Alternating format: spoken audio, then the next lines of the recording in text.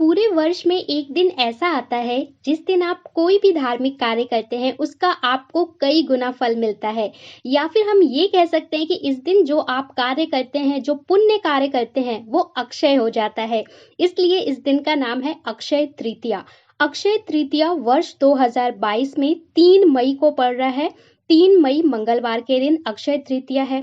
ये दिन इतना शुभ होता है, इतना शुभ होता है कि इस दिन आप छोटे से छोटा दान पुण्य भी करते हैं तो वो आपके लिए अक्षय हो जाता है। अक्षय का मतलब जिसका क्षय नहीं होता, जो कभी समाप्त नहीं होता। आप जब तक इस धरती पे रहेंगे आपका पुण्य समाप्त नहीं होगा। तो आखिर इस दिन क्या करें? अगर आपके घर में धन की कमी है, आपके कार्य नहीं बन रहे हैं, तो इस दिन आप बस कुछ चीज ले आइए, बहुत ही सस्ती, बहुत ही मामूली सी चीज इस दिन ले आइए और जो यहाँ पे मैं बताने वाली हूँ बस उसका पालन कर लीजिए। आपके घर में कभी भी धन की कमी नहीं होगी, बल्कि चारों दिशाओं से आपके घर में धन आने लगेगा, आकर्षित होने लगेगा। तो आखिर इस दिन क्या करना चाहिए और कैसे करना चाहिए?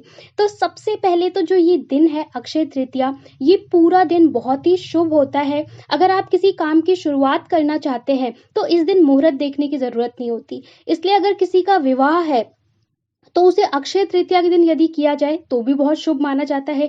कोई भी आपको नया काम शुरू करना है तो आप इस दिन बिना मुहूर्त देखे काम कर सकते हैं। दूसरा, इस दिन आपको दान जरूर करना चाहिए। छोटी चीज, बड़ी चीज, पूजा पाठ इस दिन करेंगे उसका बहुत ज्यादा फल मिलेगा। ये बहुत ज्यादा इफेक्टिव होता है। अब बात करते हैं कि इस दिन आपको करना क्या है। सबसे पहले तो जो धन की देवी है माँ लक्ष्मी, इस दिन आपको माता लक्ष्मी की पूजा करनी है। देखिए, ये दिन दिवाली से भी बड़ा होता है। दीपावली के दिन हर कोई माँ लक्ष्मी को प्रसन्न करने की कोशिश करता है।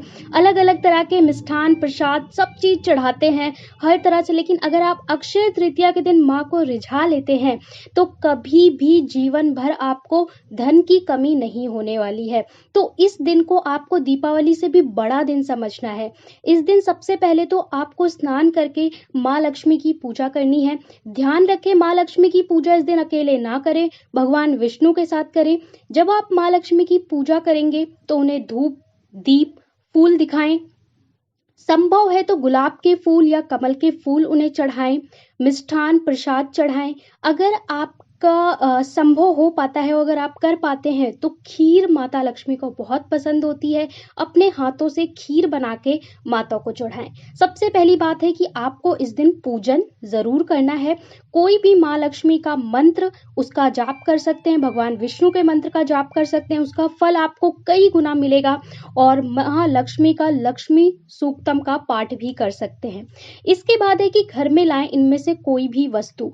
तो यहाँ पे मैं आपको 7 चीजें बता रही हूँ। 7 में से कोई 2 या 3 चीजें भी आप इस दिन घर में ले आते हैं तो आपके घर में धन की कभी कमी नहीं होगी। ये 100% प्रमाणित है।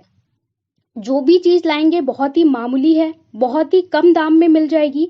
बस आपको जो भी चीज बताई जा रही है उसे लाना है, उसका विधिवत पूजा करनी है और पूजा करने के बाद उसे एक लाल कपड़े में पोटली बना के अपने घर की तिजोरी में रख देना है, जहाँ पे आप गहने, कैश रखते हैं। तिजोरी नहीं है तो पूजा स्थल पे भी रख सकते हैं। तो ऐसी 7 चीजें क्या हैं जो आपको धनवान बना देंगी? तो पहली चीज है धनिया। धनिया यानी जो खड़ी धनिया होती है वो माता लक्ष्मी को बहुत प्रिय होती है। तो आपको खड़ी धनिया लेके आनी है, 10-20 रुपए की आपको बस थोड़ी सी खड़ी धनिया लेके आनी है। उसका पूजा करना है। जब आप भगवान विष्णु, माता लक्ष्मी की पूजा करें तो उसे भी अर्पित करें, चढ़ाएं और बाद में उसे एक पोटली में बांधकर अपने घर के तिजोरी में रख दें। दूसरी जो चीज है वो आप क्या ला सकते हैं? कौड़ी। आप जहाँ पे पूजा का सामान मिलता है वहां पे बोलेंगे हमें कौड़ियाँ चाहिए, ठीक है, तो वो आपको कौड़ी दे देंगे। कौड़ी आप लेके आए, वो भी माता लक्ष्मी को बहुत प्रिय होती है, वो माता लक्ष्मी का स्वरूप ही माना जाता है। उसकी विधिवत पूजा करें और पूजा करने के बाद जब आप अगले दिन उस चीज को बांधकर अपनी तिजोरी में रख सकते हैं। जो तीसरा चीज है वो ये होता है मोर का पंख। मोर का पंख भी शुभता का प्रतीक है। इस दिन आपको मोर का पंख जरूर लाना चाहिए। अगली जो चीज है वो है हल्दी की गांठ। हल्दी की गांठ को, जो साबुत हल्दी की गांठ है, इसे भी माता लक्ष्मी का स्वरूप माना जाता है। इस दिन 5 हल्दी की गांठ लाएं और इसकी भी विधिवत पूजा करें और पूजा करने के बाद इसे भी आपको पोटली बनाकर रखना है। अगली जो चीज है, इस दिन गहने भी लोग खरीदते हैं, सोना, चांदी। अगर आपकी क्षमता है तो आप थोड़ा-सा एक टुकड़ा चांदी का खरीद सकते हैं, सोने का एक सिक्का या चांदी का एक सिक्का खरीद सकते हैं। अगर क्षमता नहीं है तो आप बाकी कोई भी वस्तु ला सकते हैं, लेकिन जो भी लाएँगे उसका इस दिन विधिवत पूजा करनी है। अगला जो है बहुत ही मामूली चीज़ है पर बहुत ज़्यादा कीमती चीज़ है, वो है कमलगट्टे की माला। कमलगट्टे की माला माता लक्ष्मी को बहुत ज़्यादा पसंद होती है। कमलगट्टे की माला आपको मिल जाए तो इसे ज़रूर लाएँ और इसे भी अर्पित करें। बाद में इसे भी पोटली में रख सकते हैं। ना मिले तो कमलगट्टे के बीज लाके उसे भी चढ़ा सकते हैं। अगली जो चीज़ है वो आपके घर की सभी नकारात्मक शक्तियों को, नकारात्मक ऊर्जा को दूर कर देगी, वो है शंख। शंख पूरे वातावरण को शुद्ध कर देता है। तो छोटा शंख मिले, बड़ा शंख मिले, इस दिन आपको शंख लाना है अपनी क्षमता के अनुसार। पूजा करने के बाद यदि आप शंख बजा देते तो आपके घर में अगर कोई भी नेगेटिविटी है वो दूर हो जाएगी। और अगर आप धन के लिए एक उपाय करना चाहते हैं तो आपको पूजा के बाद शंख में जल भरकर, शुद्ध जल भरकर मंदिर से लेकर अपने पूरे घर में जल गिराना है, और वो भी क्लॉकवाइज, जैसे घड़ी की सुई चलती है इस प्रकार।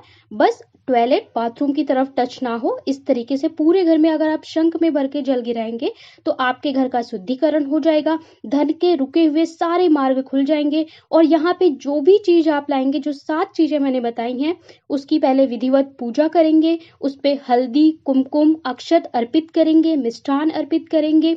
और जब अगले दिन आप स्नान करके उस चीज को एक लाल कपड़े में पोटली बनाकर अपने तिजोरी में या पूजा स्थल पर रख देंगे।